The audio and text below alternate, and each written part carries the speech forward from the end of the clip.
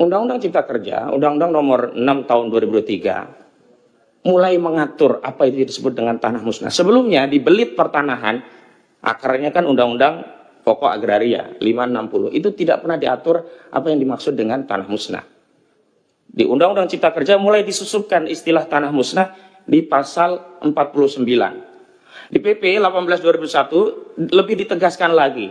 Di definisinya ada di angka 1 nomor 33, dan bahkan di pasal 66 PP 18/2001 itulah yang menjadi dasar legitimasi bagi pihak-pihak yang ingin membangun industri properti di wilayah laut bisa memperoleh hak, tapi bukan reklamasi seperti di pantai utara Jakarta.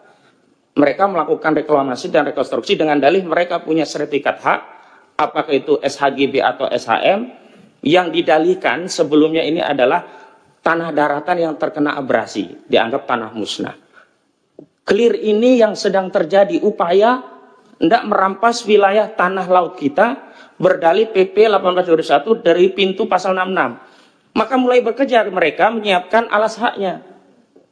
Kepala Desa Kohot ini punya tugas untuk menyiapkan narasi. Dulu ada girik-girik tahun 80-an, 81, 82 yang seolah-olah ada di wilayah laut, yang kemudian menyelibatkan kantor jasa surveyor berlisensi yang dia juga tekan seolah-olah wilayah itu ada di wilayah daratan, maka diterbitkan oleh BPN ini. Jadi mafianya itu melibatkan BPN juga, karena produk itu tidak mungkin terbit kalau BPN melakukan tindakan yang benar-benar sesuai aturan. Contoh, tidak mungkin ada pengukuran sertifikat di laut kemudian diloloskan sertifikatnya. Terakhir, 263 SHGB itu sudah diakui punya salah satu properti yang kita ketahui dia rajanya reklamasi. Agung Sedayu Grup, proyeknya apa? Pantai Indah Kapuk 2. Motifnya apa? Itu nanti akan direklamasi atau rekonstruksi menggunakan apa? Pasal 66 PP 18 tahun 2001. Siapa yang membiayai? Tentu yang punya kepentingan terhadap reklamasi, dialah yang membiayai. Gak mungkin Arsin. Duit dari mana Arsin membiayai? Lalu kita dibikin bodoh oleh Menteri KKP. Saya nggak ada di sini gitu loh. Seolah-olah semua itu diakui oleh Arsin dan siap bayar denda 48 juta rupiah. Ini juga statement yang tidak berdasar. Karena sebelumnya katanya denda per kilometer 18 juta. Ini ada 30,31 kilometer. Kok bisa ketemu 48 miliar dari mana? Kok ada pernyataan katanya Arsin siap membayar dari mana? Belakangan kuasa hukum Arsin membantah. Ini menteri berani berbohong di forum resmi DPR RI. Lalu kalau motifnya itu nyambung bagi rakyat, dan rakyat sudah tahu Pak. Kalau Bapak kunjungan ke Pulau Cangkir, saya kan yang pertama kali dengan kawan-kawan memviralkan pagar laut di Pulau Cangkir itu. Juga kemudian nelayan Khalid dan yang lainnya, rame kita bareng-bareng. Baru terungkap rencana penjajahan tanah laut kita ini. Itu di wilayah laut. Dan mohon maaf, itu tadi bisa jadi karena pertimbangan DPR ketika membuat peraturan hanya berkutat kepada apakah ini dibutuhkan masyarakat, yang kedua apakah bertentangan atau tidak dengan undang-undang dasar, tapi tidak berpikir nanti akan diterjemahkan seperti apa oleh eksekutif, PP-nya nanti seperti apa. Ternyata PP itu merinci dengan sesuatu yang tidak pernah diatur dalam undang-undang. Nggak ada hak reklamasi yang diatur dalam undang-undangnya, tiba-tiba dimunculkan dalam PP-nya. Jahat sekali, ini oligarki sudah masuk ke relung-relung bernegara kita. Saya bicara atas nama negara, bukan hanya rakyat hari ini. Kalau hari ini kita diam, nggak tahu kita punya kedaulatan wilayah apa lagi. Itu untuk di wilayah laut. Sekarang di wilayah darat. Mumpung ada BPN dari Kabupaten Tangerang juga di tingkat provinsi. Kami menemukan data. Dan ini dari situs Bumi ATR. Data yang kami olah. Ada 3 orang nama. Engcun atau Gojali, kemudian Freddy, dan Henry. Punya tanah 9 juta hektar. 9 juta meter persegi. Atau 9.000 hektar.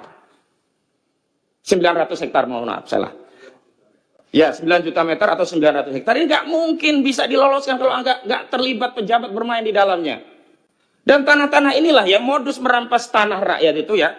Mereka main dengan BPN, terbitkan sertifikat ini diklaim oleh oligarki melalui sejumlah nama Alibaba yang dipakai ini, kemudian diterapkan kepada tanah rakyat. Tanah rakyat nanti dinego, mau jual murah enggak? Kalau enggak mau jual murah, bertarung di pengadilan, kalahlah di pengadilan. Semua ini sudah dikuasai.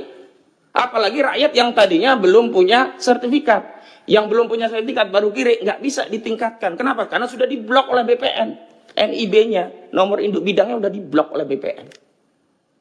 Ini kenyataan yang terjadi. Selanjutnya, saya mau katakan, kasus ini bukan baru kemarin, Pak. Sejak 2017, kami hadirkan saksinya. Ada di belakang itu Ibu Tin Soehartini. Tanya dirampas habis, sekarang sudah jadi PIK 2. Kemudian ada Kamakana, ada juga Charlie Chandra. Mohon maaf, isunya ini bukan anti etnis tertentu. Bahkan korbannya pun ada yang dari etnis Tionghoa. Ini tidak mungkin terjadi kalau tidak ada satu kejahatan yang sifatnya terstruktur, sistematis, dan masif dilegitimasi oleh peraturan dan perundang-undangan.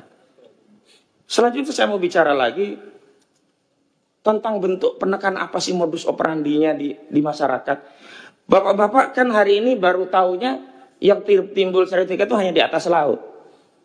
Faktanya, Bapak cek di aplikasi Bumi ATR atau ATR BPN, di sungai-sungai sudah diterbitkan sertifikat oleh mereka.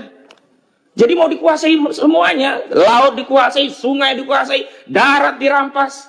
Kenapa kami konsisten menggunakan terminologi merampas tanah rakyat? Kenapa? Definisi merampas adalah mengambil tanah dari pemiliknya tanpa keridhaan. Baik karena harganya murah, tidak dibayar harga, apalagi dengan intimidasi dan sebagainya. Bapak coba ke Kronjo. Tanah di Kronjo itu ada yang dibayar berapa? Rp30.000 per meter. Ada yang Rp50.000. Itu pun belum dibayar semua. Ada seorang petani di Kronjo sedang menunggu panen sawahnya. Tiba-tiba datang tanah urukan menumbun tanah sawah tadi. Ini dekat dengan sungai yang sebelumnya sudah diuruk. Kalau sekarang sudah dinormalisasi, namanya Sungai Kalimalang. 20 meter lebarnya, 3 kilometer diuruk. Karena rame inilah alhamdulillah dinormalisasi. Tapi di dekat situ juga ada sawah menjelang panen, tidak ditanya pemiliknya, langsung diuruk. Kebingungan ini. Akhirnya apa? Mereka tanya ke kepala desa. Di kepala desa dijembatani, akhirnya dinego biar menerima 50 juta. Artinya apa? Kepala desa terlibat semua. BPN terlibat, kepala desa terlibat, DPRD dan Pemda terlibat dalam apa? Proses pembentukan RT RW-nya, rencana tata ruang dan wilayah. Walau belakangan rencana detail tata ruangnya belum ditindaklanjuti karena ketahuan semuanya. Apa dasar mereka? Rencana tata ruang di wilayah itu menyebabkan apa? BPN bisa menerbitkan sertifikat di wilayah laut, seolah-olah itu kawasannya menjadi kawasan industri. Dan ini disebutkan juga oleh direktur dari Agung Sedayu Group, Nono Sampono. Dan dia berdalih, oh itu kan dulu tanah terkena abrasi. Bohong nih Pak, gak ada tanah abrasi di Tangerang. Kalau mau saya kasih garis besarnya, tanah abrasi itu mungkin terjadi di pantai selatan, karena angin kita arahnya ke Australia. Kalau pantai utara, bukan abrasi, malah terjadi sedimentasi, karena ada material dari laut yang dibawa ke daratan. Makanya Wahyu Sakti Tenggono udah bilang, motif pagar laut itu adalah untuk mengumpulkan sedimentasi. Pertanyaannya, dia sudah tahu itu motifnya. Lalu dari mana dia bisa bicara itu? Kalau terjadi sedimentasi, untuk apa? Untuk kolam penangkaran buaya? Nggak mungkin. Itu tadi, ini dalam rangka untuk membangun kawasan industri properti. Aguan ini sudah pernah gagal di Jakarta. Mau dia coba sekarang di wilayah Banten dan semua wilayah lainnya sudah ada.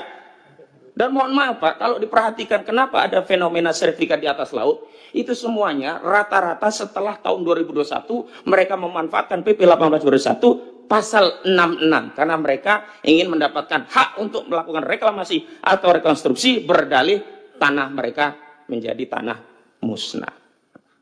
Bapak pimpinan yang saya hormati, juga anggota dewan yang terhormat, saya ingin fokus juga kepada apa sih peran kita sesuai dengan fungsi yang melekat pada kita, termasuk kewenangan kita. Kalau dari kami Pak, kami sudah sampaikan memang kami menggugat. Ada 9 entitas yang kami gugat. 1 sampai 8 sebagai tergugat, 1 sebagai turut tergugat. Turut tergugatnya adalah Kementerian Keuangan. Untuk apa? Bukan untuk kami gugat untuk membayar negara.